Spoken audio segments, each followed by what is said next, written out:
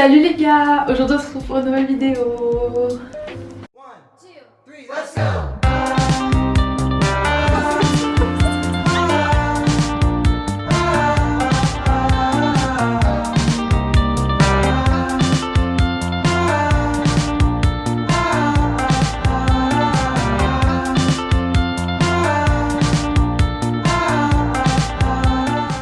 Aujourd'hui pour cette vidéo je vais vous parler de 10 films français que vous avez sûrement pas vus. Peut-être que vous en connaissez certains mais je doute que vous les connaissiez tous. Je vais vous prouver aujourd'hui, plutôt prouver à ceux qui disent que le cinéma français est mauvais, que c'est faux et qu'on a de très bons films en France. Je tiens à préciser que j'ai vu tous les films qui sont sur cette liste. J'en ai choisi 10 parce que sinon plus ça aurait été beaucoup trop long. C'est des films qui datent des années 2000 ou des années 2010 mais il n'y a pas de films plus anciens. Aussi également, je précise, je vais mettre toutes les bandes annonces des films dont je vais vous parler dans la barre d'infos. Donc n'hésitez pas à aller les voir parce que moi je vais juste en fait vous expliquer un petit peu. C'est parti. Donc on commence avec le film 8 femmes. C'est un film de François Ozon qui est sorti en 2002.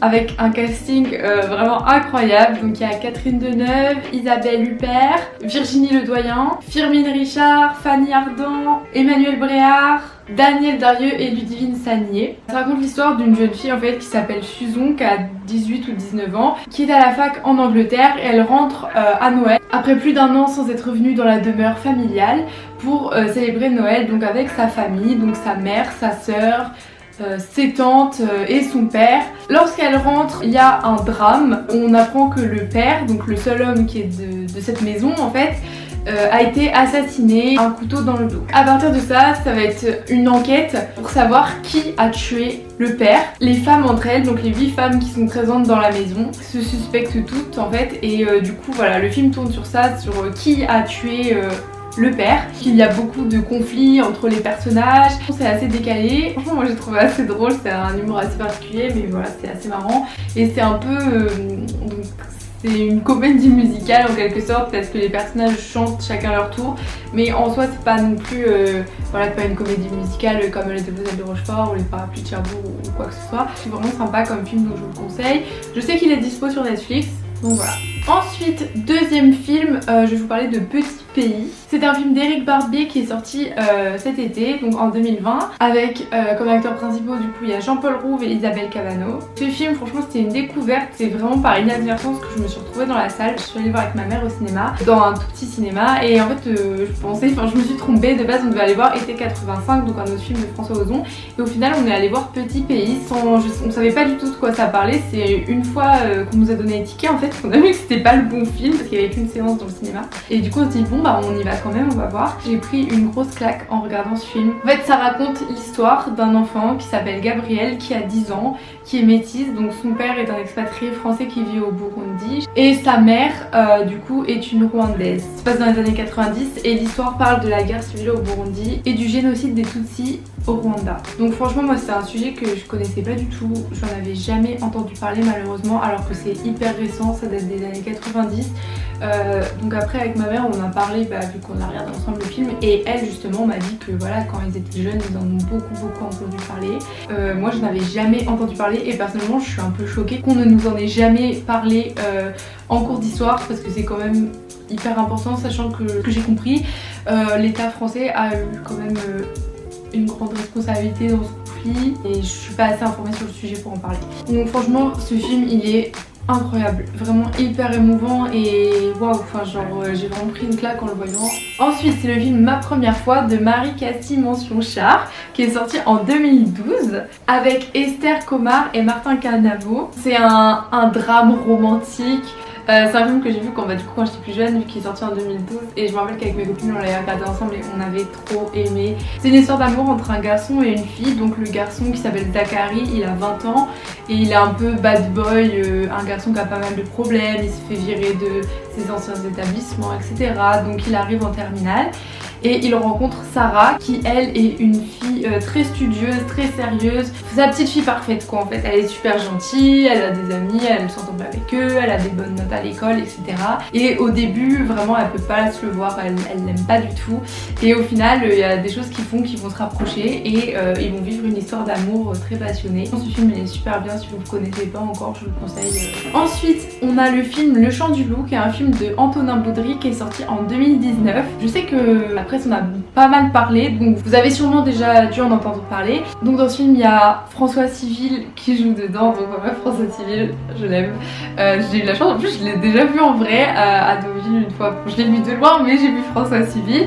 Et donc il y a François Civil et Omar Sy qui jouent dedans, voilà, en tête d'affiche. En fait j'ai pas envie de trop vous en dire parce que ce serait vous spoiler en fait. Le problème c'est que la bande annonce on comprend pas vraiment. Moi je sais que quand j'ai vu la bande annonce ça m'a pas tellement dit. En fait c'est une amie à moi qui l'avait vu qui m'a dit mais si regarde-le, vraiment il est super bien. Pour faire simple, c'est un jeune homme qui est marin. Dans la marine française, qui travaille dans l'insubmersible si je me trompe pas, donc qui est un sous-marin nucléaire français, qui a l'oreille absolue. Mais là il a pas l'oreille absolue en musique, en fait il peut reconnaître tous les bruits souterrains, c'est à dire que les hélices, quand il entend une hélice, il sait de quel type de sous-marin ça appartient, etc. Et un jour il entend un bruit, ce bruit n'est pas censé être possible. Du coup non, franchement ce film est trop bien, mais je peux pas vous en dire plus parce que sinon après ça gâche tout. Mais vraiment regardez-le, il est génial ce film et les acteurs sont super.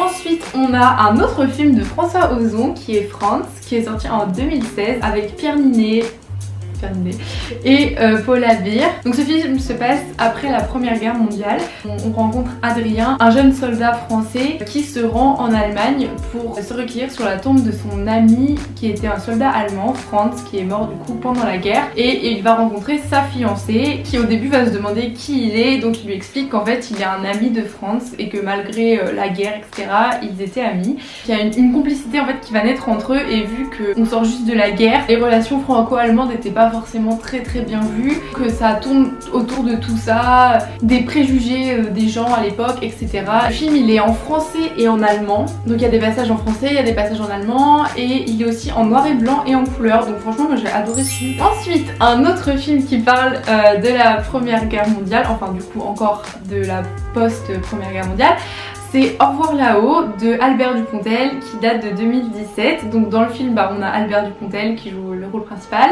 Il y a aussi Nahuel Pérez Biscayar donc qui joue Édouard, le deuxième personnage principal. Il y a Laurent Lafitte et Mélanie Thierry, la princesse de Montpensier, les vrais savent.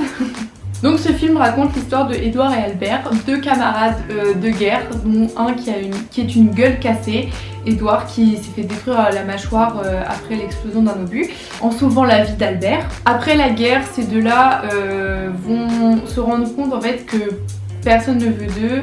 Édouard avec sa gueule cassée c'est compliqué, Albert il perd tout, il perd sa fiancée, il perd son travail. Et ils décident ensemble de monter une escroquerie au monument aux morts, mais tout se passe pas comme prévu. Et ce film franchement j'ai adoré et j'étais choquée, enfin ça se voyait que c'était un film français de toute façon, mais j'étais vraiment surprise d'avoir un film aussi bien qu'il soit un film français, et vraiment je vous le conseille tellement, il est tellement bien, l'histoire elle est super. Ensuite 2 jours à tuer, un film de Jean Becker qui date de 2008 avec encore une fois Albert Dupontel, Pierre Vanek et Marie-Josée Croze. Donc ce film raconte l'histoire d'Antoine, un cinquantenaire si je me trompe pas, qui fait un peu une crise de la cinquantaine, et en l'espace de 2 jours il devient vraiment une personne horrible. Il devient atroce avec sa famille, avec ses amis, il se permet de dire des choses mais vraiment hyper déplacées, avec les gens il est mauvais et il part. Je peux pas parler, c'est comme Le Chant du Loup, je peux pas vous en dire plus parce que sinon ça vous spoilerait, mais ce film, en fait c'est des amis à moi qui m'ont dit oh mais regarde ce film là sur Netflix, tu vas voir, tu vas faire que de pleurer, il est trop bien. Du coup je l'ai regardé et franchement j'étais choquée, mais vraiment le film est super. En plus il est pas très long, je crois il dure que 1h30 ou quelque chose comme ça, il est vraiment pas long. Pendant un moment il était dispo sur Netflix mais je crois qu'il n'y est plus.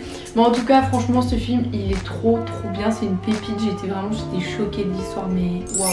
Ensuite il y a le film Tout nous sépare de Thierry Cliffat qui est sorti en 2017, donc avec Catherine Deneuve, Nekfeu et Diane Kruger. Vous le connaissez peut-être sûrement vu que Nekfeu est dedans. Catherine Deneuve dans le film elle est une femme veuve qui a hérité de l'empire de son mari, donc c'est des docs et il me semble qu'ils sont à Marseille si je dis pas de bêtises. Donc elle a une fille et sa fille en fait après un accident elle est devenue complètement accro à la drogue et elle a une relation avec son dealer. Sauf qu'un jour il y a un accident et le meilleur ami du dealer en question se retrouve à faire du chantage à Catherine Deneuve. C'est l'histoire de leur relation entre eux. Et vraiment ce film il est trop bien. Mis à part le casting qui est vraiment ouf, hyper émouvant. Je sais qu'il est disponible sur Netflix depuis cet été je crois, donc si vous pouvez le regarder sur Netflix, regardez-le. Ensuite il y a le film La fête est finie de Marie Garel Weiss qui est sorti en 2017, donc avec Zita Enro que vous connaissez sûrement pour Plan Cœur et La vie scolaire, ainsi que Clémence Boinard. Ce film raconte l'histoire de deux jeunes femmes qui sont toutes les deux addictes à la drogue et qui partent en centre de désintoxication, et elles sont toutes les deux vraiment hyper différentes au niveau du caractère, de la vie, etc.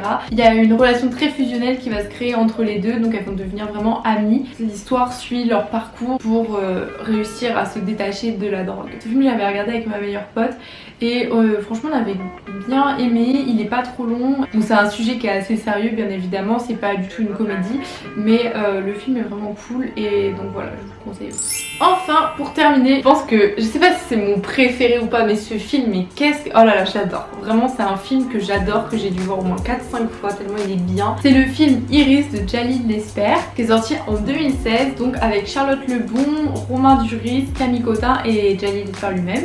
Ce film raconte l'histoire d'Iris, une femme qui veut échapper à son mari. Pour ça, en fait, elle va engager un mécanicien, donc Romain Duris. Contre une très grande somme d'argent, elle va lui proposer de simuler un kidnapping. Sauf que le kidnapping tourne mal et Iris meurt. Il se retrouve accusé d'un meurtre qu'il n'a pas commis. Ce film est vraiment incroyable, il est trop bien, mais vraiment je vous jure, il est ouf. Il y a plein de rebondissements. Pareil, encore une fois, c'est un des films français qu'on se dit, mais malheureusement c'est triste de dire ça parce qu'on a vraiment beaucoup de films qui sont super bien, et quand j'ai vu ce film je me suis dit ah waouh, franchement il est trop bien ce film, ça vaut largement un thriller américain, donc je vous le conseille. Je pense que mes préférés là dans tous les films que je viens de vous citer, c'est Au revoir là-haut, Le chant du loup et Iris. Je pense que si je devais en garder 3, c'est 3 là.